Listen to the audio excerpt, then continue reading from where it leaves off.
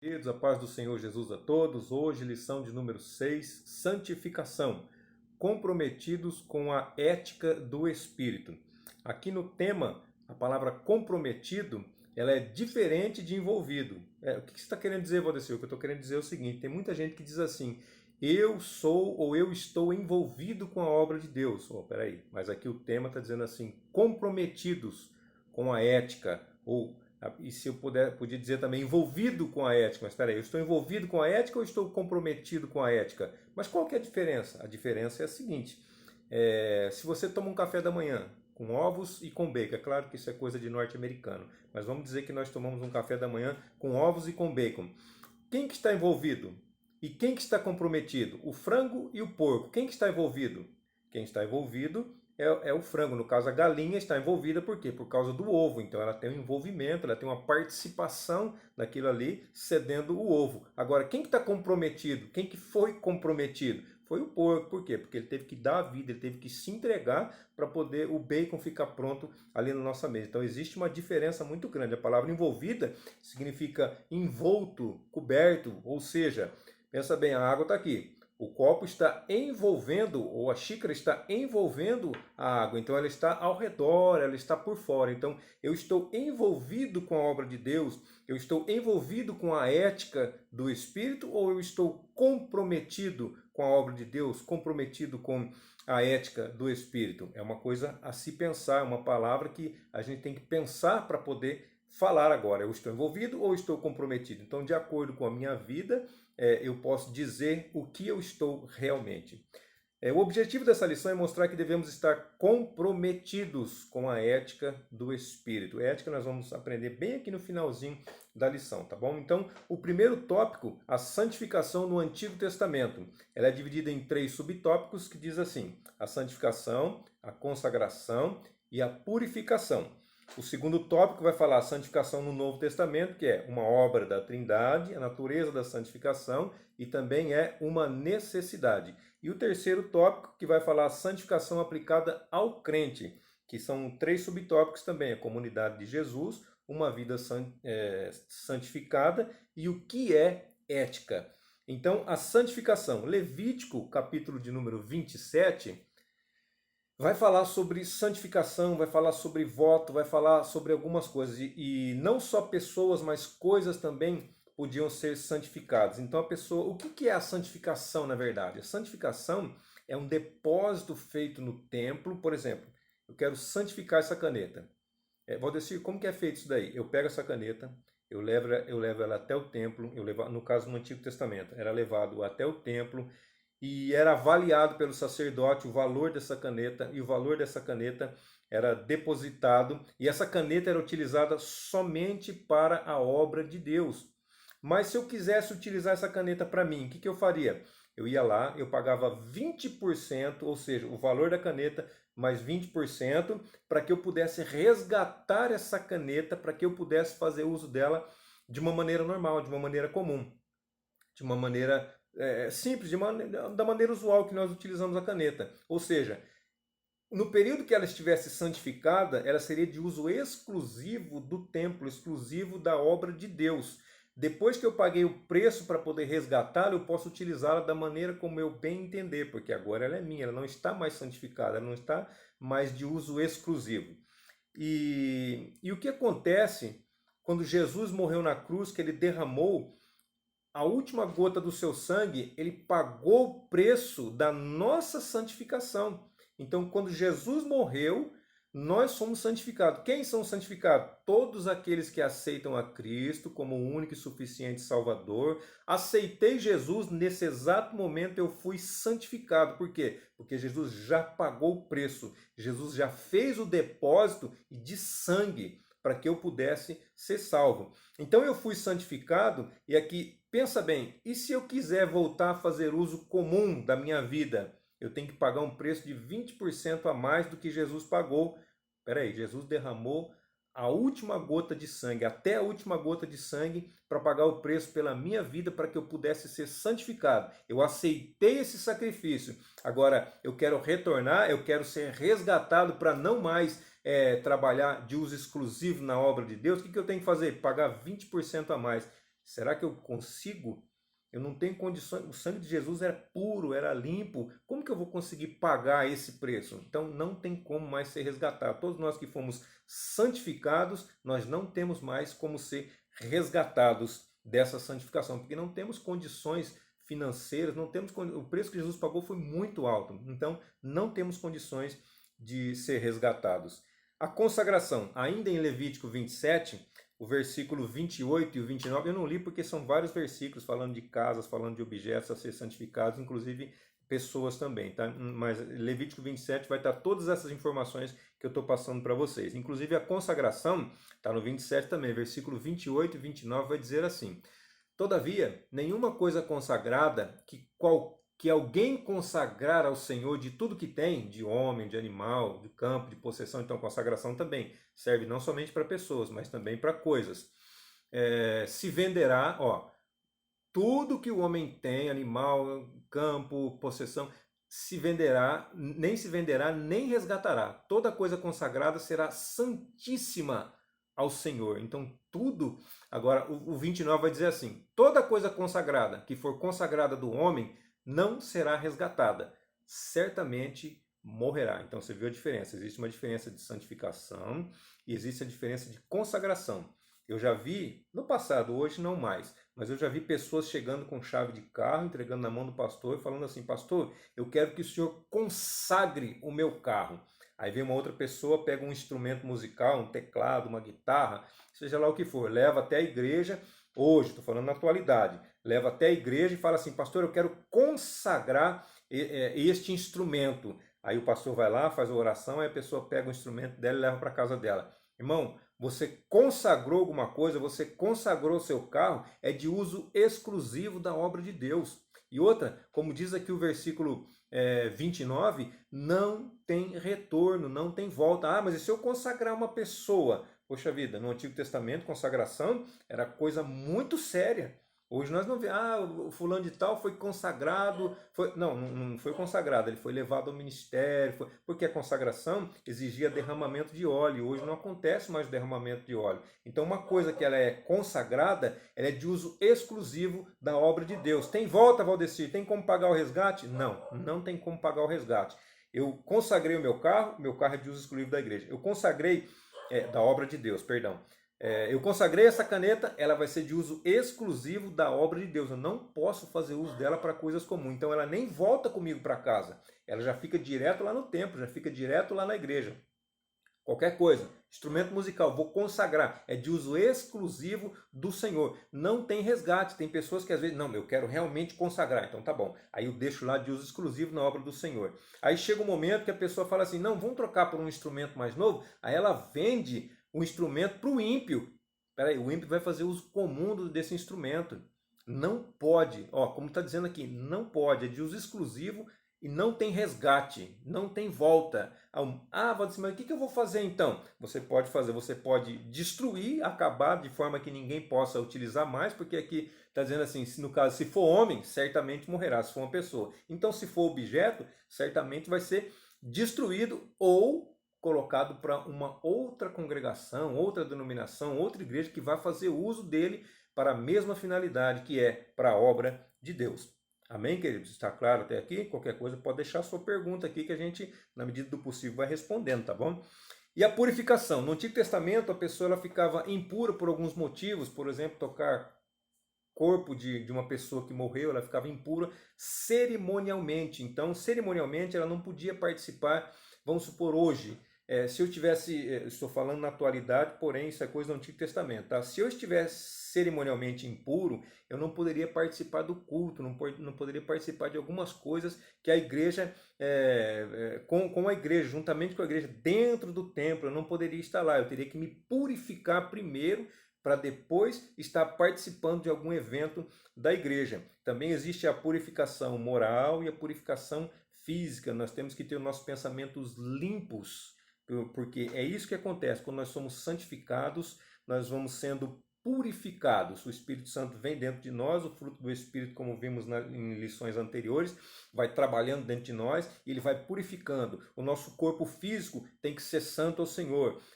A nossa mente, o nosso intelecto tem que ser santo ao Senhor. Aqui na revista, a leitura bíblica em classe, está na primeira carta de Pedro, capítulo 1, versículo 13 até o versículo 23. Eu quero ler só o 15, o 16 e o 17 aqui, tá? O 15 e o 16 vai falar do que eu estou falando agora.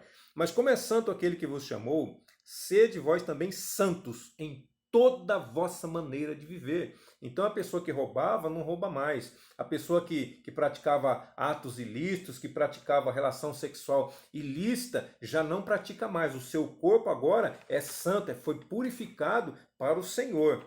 E o versículo 16, porquanto escrito está, sede santos, porque eu sou santo. Peraí, Pedro está falando aqui, mas ele está fazendo uma citação lá do Antigo Testamento, que são palavras do próprio Deus. Sede santos, como eu sou santo. Agora vem o versículo 17, que diz assim, e se invocais por Pai aquele que sem acepção de pessoas julga segundo a obra de cada um, andai em temor durante o tempo da vossa peregrinação. Peraí, esse versículo não está condizendo com o que você está falando de santidade. Você está condizendo sim. Porque o 17 diz assim, se invocais por Pai, se clamais por Pai, se pedir por ajuda a Ele como seu Pai, aí então você tem que passar a levar uma vida de temor. E temor tem dois significados. Temor significa medo, mas temor também significa respeito. Então eu clamo a Ele, eu peço a ajuda dEle, aí eu tenho que respeitá-lo, eu tenho que reverenciá-lo, eu tenho que obedecê-lo. E quanto tempo eu tenho que fazer isso obedecer? Durante o tempo da vossa peregrinação. O que é peregrinação? Aqui, nesse caso, peregrinação significa o tempo da nossa vida. Por quê? Porque o peregrino, ele é uma pessoa que viaja, uma pessoa que está em vários lugares, mas ele tem um lugar de destino, um lugar para o qual ele retorna. Nós estamos aqui nesta terra peregrinando. Enquanto estivermos vivos, estamos aqui peregrinando, porque esse não é o nosso destino final. O nosso destino final é lá no céu, é a habitação celestial, é a eternidade com o nosso Deus. Amém, queridos? Então, se nós invocamos Ele por Pai, nós temos que andar em temor, em respeito, em reverência a Ele. O resumo aqui do tópico diz assim, o Antigo Testamento mostra que a santidade de Deus se originou nele mesmo. Ela é a plenitude gloriosa de sua excelência moral. Então, quem que fez de Deus santo? Ele próprio. Ele é a santidade. Ele é o único santíssimo, santo do santo, santo acima de todo santo. É somente Ele. Quando Ele diz, sede santo, como eu sou santo, nós não temos condições de alcançar a santidade de Deus, não nessa vida, tá certo? Somente espiritual, quando estivermos num corpo transformado, glorificado, sim, alcançaremos a santidade de Deus. Mas nesse momento, nós não temos condições. Então, nós vamos chegar o mais próximo possível que nós pudermos. A santificação no Novo Testamento. Aliás, nós falamos de santificação, o que é, lá em Levítico 27, e também surgiu a palavra santidade. Existe a diferença que muita gente faz confusão, ou seja, poucos sabem a diferença, inclusive na hora de traduzir uma versão da Bíblia, a pessoa não sabendo a diferença, ela vai fazer confusão também, tá bom? Então, santificação nós já explicamos, foi o ato de Cristo, o preço pago, o depósito feito lá na cruz do Calvário, daquele preço pago do seu sangue, até a sua última gota de sangue, em favor de todos nós, em favor de mim, em favor de você, tá bom? Então foi um ato que Jesus fez. A santidade é o efeito, ou seja, Jesus ele fez o ato, ele pagou o preço. Aí a santidade é o efeito vai vir através do Espírito Santo na nossa vida. Então quando nós recebemos a Cristo, somos santificados por Ele, que é a palavra. Aí o Espírito Santo vem habitar dentro de nós. Qual que vai ser o efeito? O efeito vai ser a santidade, vai ser o nosso cotidiano, vai ser o nosso dia a dia. Então a santificação é um ato, ele é instantâneo, é na hora, você aceitou, você já é santificado. Ele é um depósito, ele é um preço pago, como já foi explicado. Santificação, no caso, pode ser resgatado, você pagando 20% a mais do valor. No nosso caso, que é o sangue de Cristo, não há como pagar esse preço. Ele foi pago somente uma vez e foi pago por Cristo. E também a santificação ela pode ser de pessoas, de lugares, de coisas, como nós já explicamos no Antigo Testamento. A santidade não, a santidade é um efeito. A santidade, ela é um processo, ela não é imediata, ela não é instantânea, ela é um processo. A santidade é alguma coisa para utilização santa. O que é santo? Santo significa separado. Então ela é para utilizar de forma separada, diferente das demais. A santidade, ela está nas nossas mãos. Ser santo, não ser santo, fazer, deixar de fazer, ser ou não ser. E também a santidade é o nosso cotidiano, a santidade é o nosso dia a dia, o que nós fazemos dia a dia. Vou descer, a santificação do dia a dia. Não, a santificação não é progressiva, a santificação é instantânea, é automática. Aceitou Jesus, é santificado, é o ato. Então o efeito é a santidade. Então nós somos santificados, aí o efeito é a santidade, é o nosso dia a dia, é o nosso cotidiano. E a consagração, que já foi falado aqui também, a consagração é separação para o serviço de Deus. Ela não tem volta, não tem resgate. Na consagração, o objeto, a pessoa, ela fica para o serviço de Deus. Por exemplo, Samuel não ficou lá, não foi entregue no templo, foi através de um voto, claro, mas ele foi entregue no templo e ficou sua vida toda para o serviço de Deus. Ele foi consagrado. Consagração é para o ministério, consagração é derramado óleo sobre a cabeça da pessoa, não tem mais volta. Amém? Então, sim, deixei anotado aqui o ladrão da cruz, ele foi santificado pela palavra, ele não teve tempo de levar uma vida de santidade. Então Jesus, quando o ladrão aceitou ele já foi santificado. Aqui no nosso texto áureo vai dizer assim, em Hebreus 12:14, segui a paz com todos e a santificação, sem a qual ninguém verá o Senhor. Então, sem santificação, ninguém verá o Senhor. O ladrão aqui, ele foi santificado por Jesus. Então, quando ele aceitou Jesus, ele foi santificado. Então, sem santificação, ninguém verá a Deus. Então, nesse momento, ele foi santificado. Ele não teve tempo de levar uma vida de santidade. Não deu tempo, porque ele tinha que descer da cruz para poder levar essa vida, mas não deu tempo. Mas ainda assim ele praticou uma boa obra ao defender Jesus do outro ladrão que estava crucificado do outro lado. Ele deu crédito a Jesus, ele aceitou Jesus, ele recebeu Jesus e teve jeito para a vida dele. Então, independente de como está a sua vida, eu não sei como está a sua vida, mas eu digo para você, tem jeito para você. Enquanto estiver peregrinando nessa terra, enquanto estiver com vida, tem jeito para você. Tem jeito para a sua situação. Não se desespere. Jesus é aquele que pode mudar a sua vida de hoje para amanhã. Mas e se ele não fizer? Ele vai fazer se você quiser, se você deixar ele entrar na sua vida. Dê um passo para Jesus. Pode ter certeza que ele vai vir habitar dentro de você e ele vai fazer uma obra fantástica na sua vida. Segundo tópico, a santificação no Novo Testamento. Uma obra da Trindade, natureza da santificação e uma necessidade. Uma obra da Trindade. O Pai é aquele que arquitetou, aquele que planejou todas as coisas.